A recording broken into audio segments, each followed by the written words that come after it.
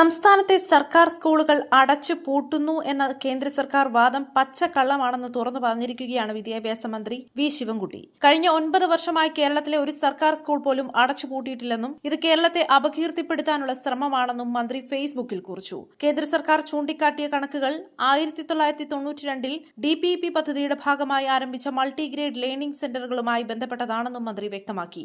കേന്ദ്ര വിദ്യാഭ്യാസ അവകാശ നിയമം നിലവിൽ വന്നപ്പോൾ ഇവ സ്കൂളുകളായി തുടരാൻ സാധിക്കുമായിരുന്നില്ലെന്നും അതുകൊണ്ടാണ് ഈ സെന്ററുകൾ ഘട്ടം ഘട്ടമായി നിർത്തലാക്കിയതെന്നും മന്ത്രി പറഞ്ഞു. അവിടുത്തെ വിദ്യാർത്ഥികൾക്ക് അടുത്തുള്ള സ്കൂളുകളിലേക്ക് സൗജന്യ യാത്രാ സൗകര്യം അടക്കമുള്ളവ ഒരുക്കിയിരുന്നുവെന്നും അദ്ദേഹം ചൂണ്ടിക്കാട്ടി. മന്ത്രിയുടെ ഫേസ്ബുക്ക് പോസ്റ്റ് ഇങ്ങനെയായിരുന്നു: കേരളത്തിലെ സർക്കാർ സ്കൂളുകൾ അടച്ചുപൂട്ടുന്നു എന്ന കേന്ദ്ര സർക്കാരിന്റെ വാദം അടിസ്ഥാനരഹിതമാണ്. ഇത് കേരളത്തെ അപകീർത്തിപ്പെടുത്താനുള്ള ശ്രമമാണ്. കഴിഞ്ഞ 9 വർഷങ്ങളായി കേരളത്തിൽ ഒരു സർക്കാർ സ്കൂൾ പോലും അടച്ചുപൂട്ടിയിട്ടില്ല. കേന്ദ്ര സർക്കാർ ചൂണ്ടിക്കാട്ടിയ കണക്കുകൾ 92 DPEP പദ്ധതിയുടെ ഭാഗമായി ആരംഭിച്ച മൾട്ടിഗ്രേഡ് ലേണിംഗ് സെന്ററുകളുമായി ബന്ധപ്പെട്ടതാണ്. കേന്ദ്ര വിദ്യാഭ്യാസ അവകാശ നിയമം നിലവിൽ വന്നപ്പോൾ ഇവ സ്കൂളുകളായി തുടരാൻ സാധിക്കുമായിരുന്നില്ല.